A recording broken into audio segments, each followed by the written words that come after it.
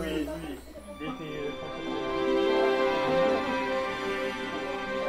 Aujourd'hui, les participants vont être invités à comprendre mieux leur profil et leur rôle dans une équipe. On va ensuite constituer des équipes selon ces différents rôles, puis on va les amener à jouer. Donc ils vont faire un jeu qui va leur permettre de comprendre en fait les différentes limites planétaires que l'homme doit respecter pour vivre en osmose avec la Terre. L'idée c'est de garder confiance entre vous, okay, et puis d'aller chercher aussi de découvrir des notions autour de la transition écologique et d'essayer de se marier un peu. Okay.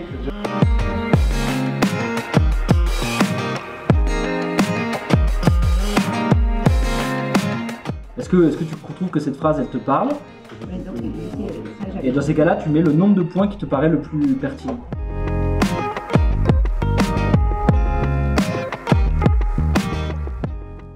Regardez votre profil en pensant aussi s'il y a quelqu'un qui doit vous manager. Ah, moi je suis direct, t'as blessé les gens, j'en ai rien à faire. Mais moi le travail, j'ai pas le temps de... Je suis pas la 5e roue de carrosse en fait. On a fait des tests pour évaluer plus ou moins notre caractère, notre personnalité. Bon, je savais déjà plus ou moins ce que j'étais dans le milieu du travail parce que je suis quelqu'un qui a un très fort caractère et qui n'aime pas être dirigé par qui que ce soit. Parce que tu vois, ta personnalité c'est la tienne et tu as le droit d'être ce qui tu es. Mais il faut que tu penses aux personnes qui vont te manager. Et c'est parce qu'un boulot ça se garde aussi, ça se maintient avec la personne qui est en face de toi. À mon compte en fait. Eh ben oui, c'est peut-être ça ton profil. C'est peut-être ça ton profil. T'es peut-être pas fait travailler avec des managers. Je m'appelle Priscilla, j'ai 32 ans, je suis maman d'un petit garçon de 7 ans. Je suis dans l'esthétique depuis 12 ans. Je me suis mis à mon compte, donc j'ai passé après mon CAP esthétique plusieurs diplômes pour pouvoir exercer à mon domicile. Je suis quelqu'un qui aime énormément l'argent et le luxe. Donc pour moi, un seul travail, ça ne me convenait pas, c'était pas assez. Donc j'ai travaillé à côté avec des intérims pour des grosses marques de luxe, telles que Guerlain, Hermès, Yves Saint Laurent. Ce qui m'a intéressé dans cette formation, c'était déjà le fait de changer de voie, malgré que, on va dire, ça reste quand même un peu dans de la vente, dans ce que je faisais, mais je sors du domaine de l'esthétique. Donc je me dis bien peut-être que c'est acquérir de nouvelles compétences. Pour moi, c'était une nouvelle expérience. Audrien, c'est typiquement quelqu'un qui bosse bien en équipe, sociable, coopératif, posé, sensible et conciliant, attentif aux autres et à leurs besoins et plein de tact. On a une équipe, Priscilla, Sarah, on est ensemble. Mais si on ne fait pas les équipes selon vos profils, c'est le carnage, des équipes qui sont incapables de prendre des décisions.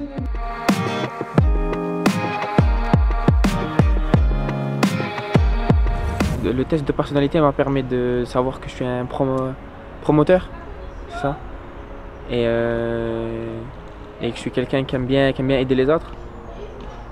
Et voilà, et après on a réussi à faire les groupes, c'était un groupe de 4 personnes. Et du coup avec les groupes on arrivait bien à travailler parce que vu qu'on était compatibles grâce au test de personnalité qu'on a fait, du coup on se comprenait quoi, parce qu'on était on avait à peu près les mêmes personnalités.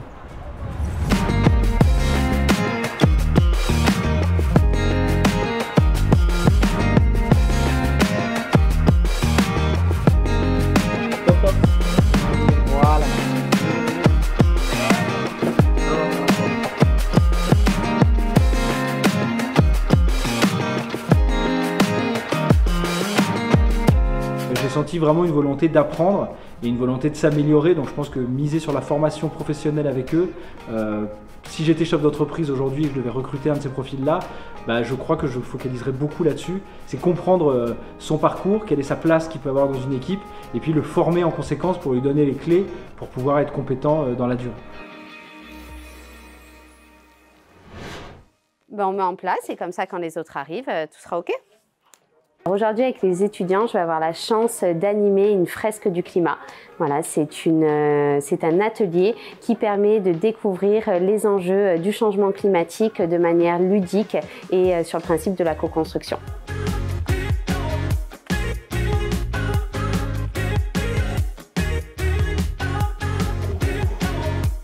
Donc, la fresque du climat, qu'est-ce que c'est? C'est déjà un atelier. On va passer un bon moment, on va être dans l'échange, vous allez être dans le jeu. C'est collaboratif, vous êtes ensemble, en équipe, vous allez réussir à réaliser cette fresque. Cette fresque a pour but que nous comprenions le plus rapidement possible ce qui se passe, pourquoi ça se passe, qu'un maximum de personnes sur Terre puissent avoir ces informations.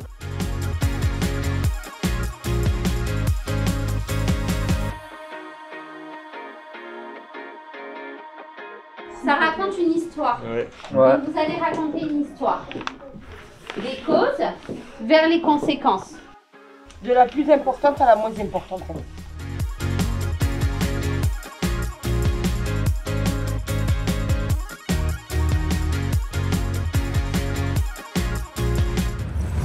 Je trouve qu'on ne se rend pas compte de la gravité des choses. On a parlé de tout ce qui est réchauffement climatique, tout ce qui se passe dans le monde. Ça m'a choqué. Je savais que le monde allait mal et tout, mais pas à ce point-là, ça m'a choqué.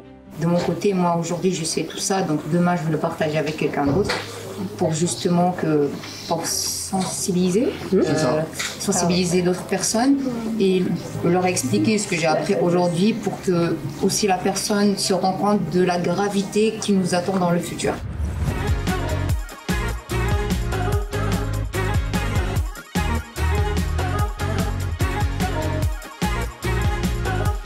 L'effet de serre, c'est l'effet de serre. C'est ça.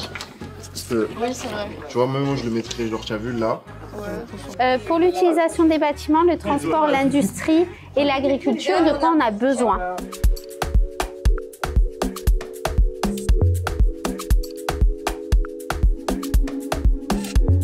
Omar, on vous écoute. Ce qu'on a conclu, c'est que quand même les activités humaines ont engendré plusieurs problèmes avec l'énergie fossile. Elles ont engendré l'agriculture qui a mené à la haute de gaz à effet de serre et de la déforestation. Ça m'a rendu pessimiste. Ok. Dire qu'il n'y a plus rien à faire. Non. Sinon, j'ai bien aimé puisque je savais pas la moitié des choses. Je trouve ça intéressant.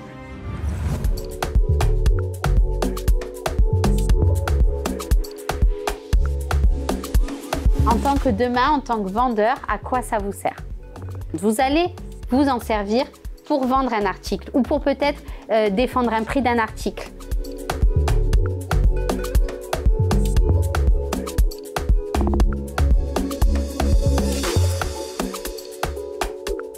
C'était des échanges qui étaient très riches.